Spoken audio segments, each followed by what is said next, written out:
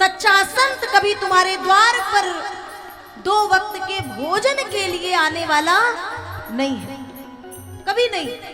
ये संत की पहचान है कि संत तुम्हारे लिए सब कुछ कर देगा। एक बार एक संत एक मार्ग से जाते हैं और वो 5 घरों से भिक्षा लेते हैं, क्योंकि संत का सन्यास के जीवन की परंपरा है कि वे प्रतिदिन 5 घरों से भिक्षा लें और 5 घर में जाने के बाद मिले या ना मिले उन्हें 6वें घर में जाने की आज्ञा नहीं है। ये नियम है संत के जीवन का। जिस घर के आगे से निकलते थे वहां एक बूढ़ी मैया रोज संत को देख करके अपशब्द कहती थी, लेकिन संत उसके यहाँ रोज जाते थे और बार बार उसे आशीर्वाद दे करके आते थे। एक दिन उस मैया जब संत निकले तो वो मैया द्वार पर नहीं दिखी। संतों ने पूछा वो माँ कहाँ है? पता चला उसका स्वास्थ्य बड़ा खराब है। संत जी उसके घर के भीतर गए और संत के हाथ का स्पर्श होते ही उस मैया की पूरी तबीयत ठीक हो गई। वो माँ संत के चरणों में गिर गई कि मैंने तो आपको अनवरत अपशब्द कहे महाराज, लेकिन आपने इतनी कृपा की कि बड़े बड़े डॉक्टर की दवा से मैं ठीक नहीं हो पाई और आपके वरद हस्त से मैं उठ कर के बैठ गई। ये संत की कृपा होती है। दूसरी बात, कुछ लोग कहते हैं संतों को मीठा ही रहना चाहिए, संतों को कभी क्रोध नहीं करना चाहिए। ये बात बिल्कुल गलत है। भगवान भोलेनाथ के लिए भोला और भाला दोनों कहा गया है।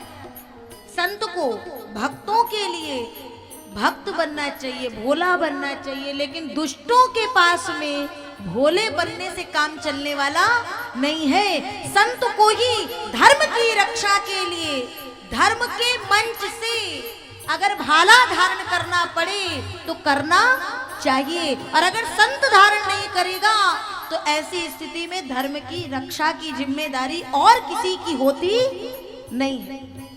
और इस प्रकार से संतों की सम्मेलन करो। प्रथम भगति संतन कर संगा, संतों का संग करो। मेरी कथा सुनो, अगर भगवान कहते हैं मेरी कथा अगर सुनो तो सबसे पहले कथा के प्रसंग में तुम्हारी रुचि होनी चाहिए।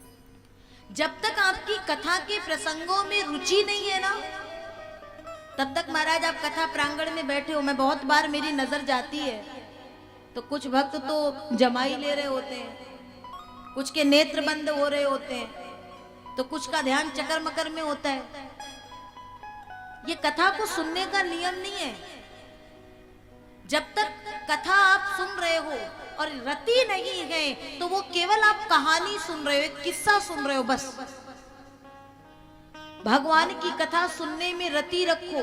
जो कथा कहे, ऐसा नहीं है कि बहन जी कथा कह रही हैं तो महाराज उन्हीं की जिम्मेदारी है कि आपकी श्रद्धा उन्हीं के प्रति होनी चाहिए।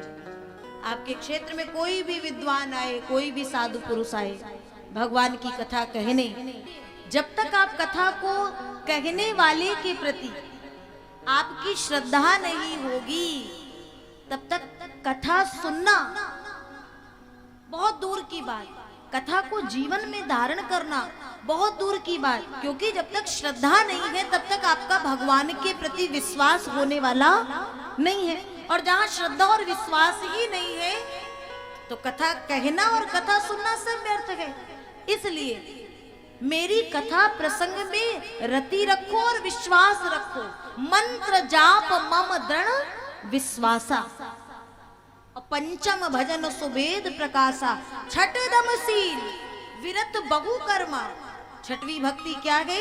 ये जितने भी हमारे अंदर के शत्रु हैं ना, राग द्वेष ईर्ष्या अहंकार कपट, इनका दमन शमन करो और उसके पश्चात छठ दमशील विरत बहु कर्मा, निरंतर सज्जन धर्मा, सज्जन के धर्म का पालन करो। और 7वीं भक्ति, आप जब कथा प्रांगण में आओ ना तो कथा प्रांगण से एक शिक्षा लेकर के जाओ कि जितने भी हैं ये सब भगवान का एक स्वरूप हैं।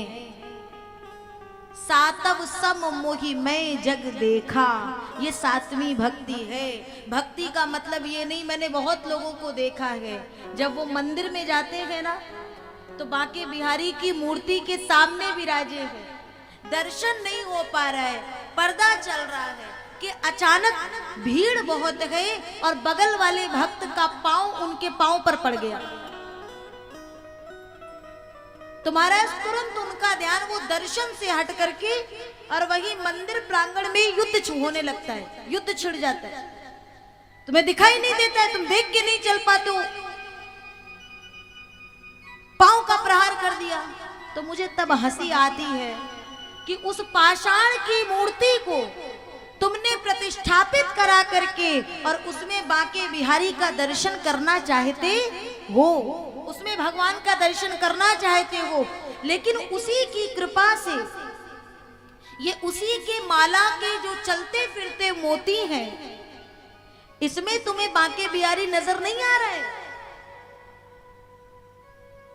एक सूफी संत ने कहा था कि मैं किसी मंदिर में नहीं जाता हूं, मुझे किसी मंदिर में किसी तीर्थ में जाने की आवश्यकता नहीं है।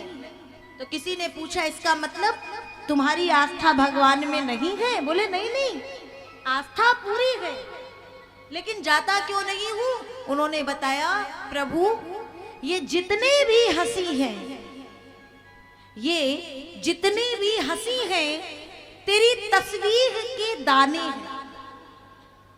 तस्वीर कहते हैं माला को, और ये जितने भी है ना, ये चलती फिरती मनुष्यों की मूर्तियां, ये सब आपकी ही माला के दाने दाने हैं। तो ये जितनी भी हंसी है तेरी तस्वीर के दाने हैं, और निगाह फिरती जाती है, माला को फेरते हैं ना, वैसे ही भक्त कह रहा है ये मेरी निगाह फिरती जाती है और तेरा दीदार होता जाता है। इसलिए मुझे मंदिर जाने की आवश्यकता नहीं है, क्योंकि मैं जहां चलता हूं वहां मुझे मेरा भगवान दिखता है।